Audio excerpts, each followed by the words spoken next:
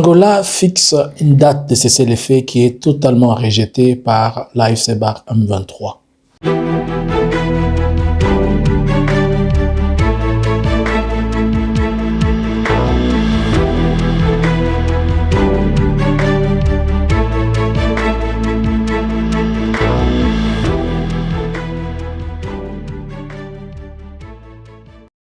Bonjour, bonsoir. Nous vous saluons de partout où vous êtes en train de nous suivre. Nous, c'est Analysons Congo. Nous venons vers vous pour analyser, partager et parler avec vous ce matin. Aujourd'hui, nous sommes le 12 du mois de février 2026. Par la grâce de Dieu, nous pouvons encore nous retrouver et nous pouvons partager ensemble avec vous. Abonnez-vous, likez, partagez, restez connectés avec nous. Ne manquez pas de nous suivre un peu partout sur toutes nos plateformes pour être mis à jour de tout ce qui se passe et tout ce que nous faisons. Suivez-nous sur Eke Swahili, allez vous abonner là-bas. Suivez-nous sur Analysons Congo ici, abonnez-vous. Et suivez-nous sur Analysons Congo Facebook et Eke News sur TikTok. Alors, la situation continue à être une situation que moi je pense confuse. Je vous l'avais dit, que je mettais des doutes sur la question de ce soi-disant dialogue intercongolais. Si vous regardez la marche par laquelle les négociations de Doha ont marché, cela explique tout. L'Angola, au travers la présidence, elle a publié une information depuis hier. Aujourd'hui, nous sommes les 12, mais ils ont publié ça hier, le 11, disant que elle fixe à la date du 18 un cessez-le-feu bilatéral, c'est-à-dire un cessez-le-feu de tous les deux parties, la RDC comme l'AFC. Et l'AFC qui rejette cela, disant qu'elles ne sont pas concernées. En un mot, c'est ce que l'on peut dire. Mais est-ce que l'AFC a raison ou bien elle n'a pas raison?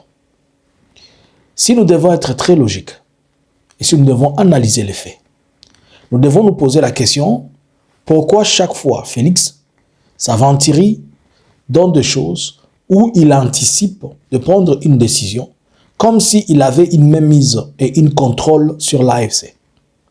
En fait, il veut démontrer que c'est lui qui gère même la partie qui est contrôlée par l'AFC. Revenons à la situation qui s'est passée l'année passée. L'année passée, à la conférence de Paris, Félix et Macron, ils se décident de la réouverture de l'aéroport de Goma. Et l'ambassadeur du Rwanda était là, Olivier Nduhungirehe. Et plutôt le ministre des Affaires étrangères du Rwanda, Olivier Nduhungirehe. Et Olivier Nduhungirehe qui va dire que il était pratiquement impossible que vous parliez de la réouverture de l'aéroport sans pour autant discuter avec les gens qui sont le responsable de qui ont la responsabilité de cet aéroport. Au travers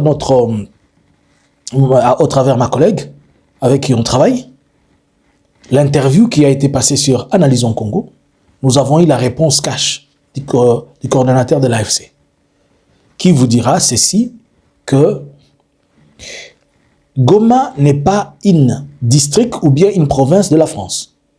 La réponse était trop claire. Que celui qui a besoin de voir la réouverture de l'aéroport de Goma, qui vient nous consulter et discuter avec nous. Avant d'aller trop loin, il fallait d'abord se poser la question. Comment Kinshasa veut la réouverture d'un aéroport qui venait de détruire? Avant de sortir de Goma, ils ont détruit. Ils ont miné tout le tarmac pour le balisage. La tour de contrôle, nous avons vu comment ils ont tiré, détruit tout ce qui est matériel de navigation. Et que s'ils cherchent à ce que l'aéroport se rouvre, de quel aéroport va-t-il ouvrir? Celui qui a détruit ou bien une nouvelle? Et s'il veut ouvrir cet aéroport, à qui va prendre le coût et le charge? Et même s'il faut prendre le coût, qui est responsable de cet aéroport? Est-ce que Kinshasa a la responsabilité? Administrativement, on peut dire que Kinshasa, il est responsable puisque ça appartient à la République démocratique du Congo. Mais techniquement, il n'est pas là. Alors, on se retrouve à Luanda, le lundi. On se retrouve à Luanda et là, on a 5 chefs de l'État, 4 chefs de l'État. Lorenzo, le président de l'Angola, Félix, le président de la RDC. Nous avons de l'autre côté Faure Gnassingbé, le président du Conseil du Togo, et il y avait le monsieur Olusegun Obasanjo, un ancien président. On remet à l'Angola les mandats de pouvoir prendre contact et prendre l'acte pour qu'il initie le dialogue. Et on vient ajouter un élément que moi je lis et je me suis dit, il y a un problème ici. On dit qu'il doit y avoir un cessez-le-feu, il faudrait qu'on respecte qu'il y ait le cessez-le-feu se basant sur les accords de Doha et la signature du 14 octobre, machin, machin. Là, je me pose la question.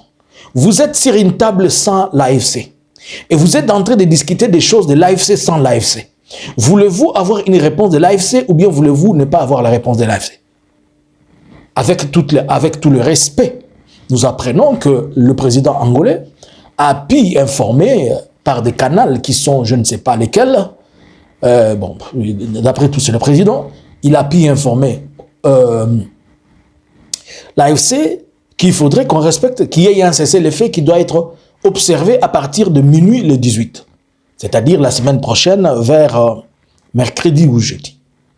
Chose impossible d'observer ce cessez-le-feu puisque l'Angola et la RDC savent très bien que l'accord de cessez-le-feu qui est en vigueur et qui doit être tenu, c'est celle de Doha. Mais l'accord de Doha, jusque-là, tous les deux parties ne la respectent pas. Donc le cessez-le-feu de Doha, tous les deux parties ne la respectent pas. Que ce soit Kinshasa, que ce soit aussi, que ce soit l'AFC, puisqu'ils s'accusent mutuellement des violations de cessez-le-feu. Bon, maintenant qu'ils s'asseyent sans l'AFC et ils demandent à l'AFC d'observer quelque chose, c'est absurde, ça ne peut pas se faire. Par contre, on veut tenir à l'AFC pour responsable de refuser de faire avancer les choses sur lesquelles il n'est pas convié. L'AFC n'est pas un bébé à qui on va commencer à donner des ordres. Non. Et s'il est arrivé à être, si on peut le dire, flexible pour la question de Washington, c'était juste pour permettre à ce que le climat avance. S'il faudrait que le cessez-le-feu qui est prévu pour le 18 soit respecté, il faudrait qu'à cette réunion, que l'AFC soit tenu au courant et qu'ils aient des discussions avec eux et que l'AFC s'est dit, ok, d'accord. Maintenant, revenons au fait. Il y a déjà un accord qui est en gestation au niveau de Doha. Ils ont été à Doha la première semaine du mois d'août, de février. Au lieu de signer un cessez-le-feu et de continuer à discuter, Félix a privilégié que l'on fasse autre chose et qu'on laisse les éléments en suspens. Bon, maintenant, comme ça n'a pas marché au niveau des États-Unis, il va vite demander à Lorenzo d'organiser un dialogue, alors que vous ne pouvez pas organiser un dialogue dans lequel vous incluez l'AFC, si vous n'avez l'AFC barème 23, si vous n'avez pas fini de dialoguer au préalable, vous n'avez pas fini les négociations au préalable avec l'AFC au niveau de Doha. Il y a 6 points qui n'ont jamais été traités et que Félix est en train d'échapper et il est en train de fuir. Maintenant, posez-vous la question, comment l'AFC, logiquement, va se retrouver à la table? L'AFC, par respect, ils vont respecter le président de l'Angola. Ils lui doivent ses respects. Ils vont l'écouter, mais il faudrait que l'on se pose la question. Est-ce qu'on enterre Doha? Qu'est-ce qu'on fait de Doha? Qu'est-ce qui va se passer si on observe le cessez-le-feu? Allons-nous discuter de Doha après les dialogues? Ou bien nous allons d'abord conclure Doha pour entrer dans les dialogues? La logique, c'est qu'il faut d'abord conclure Doha pour en faire venir dans le dialogue. Mais si vous voulez court-circuiter Doha, dans le sens de mettre une pause à Doha et aller directement sur Luanda, ça ne marche pas. Puisque, d'abord, en quelle qualité et titre ils vont s'asseoir là-bas, à Luanda? En quelle qualité et titre ils vont respecter les cessez-le-feu? Kinshasa les appelle des pantins. Kinshasa les qualifie comme étant de marionnettes. Kinshasa les qualifie comme étant, je ne sais pas, de tout. Bon, maintenant, et ils sont des condamnés. Vont-ils s'asseoir en étant condamnés ou comment? Allez-vous entrer en dialogue avec des personnes condamnées? Voilà des choses qu'on est en train de demander, qu'il faudrait que l'espace, l'environnement politique soit quand même assaini. Nanga est condamné. D'ici moi, n'en parlons pas. Makenga, n'en parlons pas. Lengoma et tout le monde en mort avec 5 millions sur leur tête. Alors, ils vont venir d'abord discuter que l'on sort leur condamnation, ou bien ils vont d'abord discuter des 6 points qui sont à Doha. Bon, et si on veut aller à dialoguer à chose, chez papa Luanda, chez papa Lorenzo. Mais il y a un tas de généraux qui sont encore sous la liste, en prison, enfermés inutilement, et qui doivent être libérés pour que le dialogue se fasse. Donc, vous comprenez que on est en train d'embrouiller des choses et on est en train de vouloir de laisser ce qui doit être fait pour faire ce qui ne doit pas être fait. Je ne suis pas le ministre des Affaires étrangères de l'AFC. Je ne suis pas le responsable de questions politiques, puisque celui qui les fait, c'est le vieux Bissimo.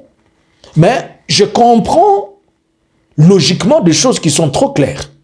Je ne suis pas non plus le ministre des Affaires étrangères de la RDC, qui, à ce moment, pour moi, le ministre des Affaires étrangères de la RDC, qui devait être là, elle est absente, elle n'est pas en train de nous faire voir ce qui va se passer. D'ailleurs, j'ai posé la question hier dans les lives.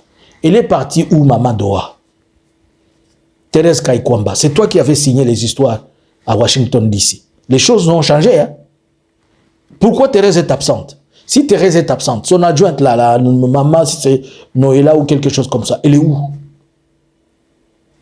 Donc, par ricochet, ce qu'il faut faire, la logique demande à ce qu'on finisse d'abord Doha.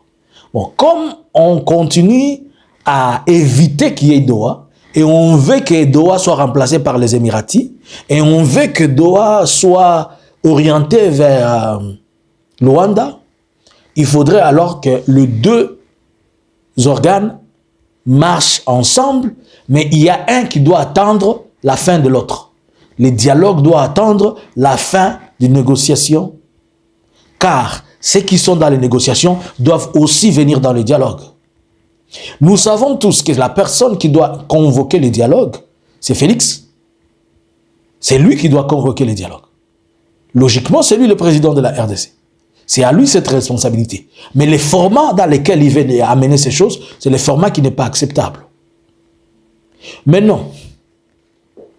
Qu'est-ce qui va se passer sur terrain?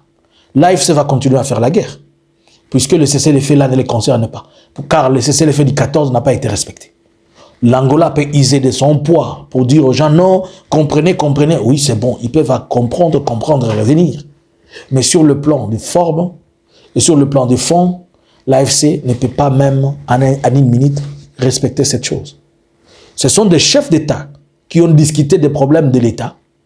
Mais ici, on est en train de parler des problèmes internes à la RDC, un conflit qui doit être résolu. Pensez-vous que l'AFC est dans ses droits légaux et légitimes ou non? Est-ce que Kinshasa est aussi dans ses droits légitimes et légaux ou non? Selon moi, je pense que Kinshasa a très mal calculé. À la place de commencer d'abord à demander qu'il y ait un cessez-le-feu avec l'AFC, il devait s'arranger d'avancer et de démontrer sa volonté politique pour que cette volonté politique soit connectée ou bien soit liée à la volonté politique du dialogue. Mais Kinshasa n'a pas de volonté politique pour la question de Doha. Comment ces gens vont se sentir à l'aise et sur base de quelle garantie? Bon, si on doit avoir besoin de chefs d'état-major, dites-moi, Makenga va se déplacer pour aller en Angola? Parler à quel titre? Il y a une blague que j'ai trop aimée. Je l'appelle blague puisqu'il n'y a pas encore de version originale. J'ai essayé de chercher l'originalité de ces éléments. Je n'ai pas encore trouvé. Mais je vous fais seulement rire pour que vous compreniez. Il paraît que Joseph Kabila a donné les conditions pour dialoguer avec Félix. Joseph Kabila, je vais lire pour que vous compreniez. Et il y a une chose qui me fait marrer ici qui est trop fort. Joseph Kabila pose des conditions pour participer au dialogue inclusif avec Félix. Selon le journal angolais Periodico de Angola, Joseph Kabila accepte de voir en Angola de se rendre en Angola pour rencontrer Félix Tshisekedi dans le cadre de dialogue inclusif. Mais il pose des conditions. 1. Que Félix Tshisekedi appelle ouvertement par un discours à la télévision nationale ou dialogue inclusif avec toute l'opposition.